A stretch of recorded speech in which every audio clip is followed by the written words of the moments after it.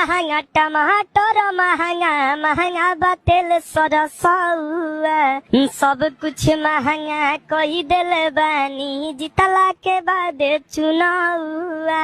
cylinder अलगे ताव मारतावे चूसले में खून लागे रहुआ ई का कोइनी डुबाही देनिया पन नौआ कहले रहनी गरीबी हटाइब देश के बनाइब रहुआ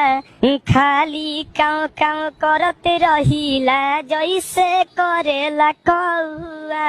बरतन कपड़ा किनिए न पाई बढ़ल बा तना भौआ रउए बताई कैसे छवाई गरीब के आंगन मरौआ 1200 में फूल मिले 600 में हाफ हो कहनी की बंद बावे पौआ खाली काव काव करते रहिला जैसे करेला कौआ डीजल और पेट्रोल महंगा दिन प दिन बढ़े भौआ सब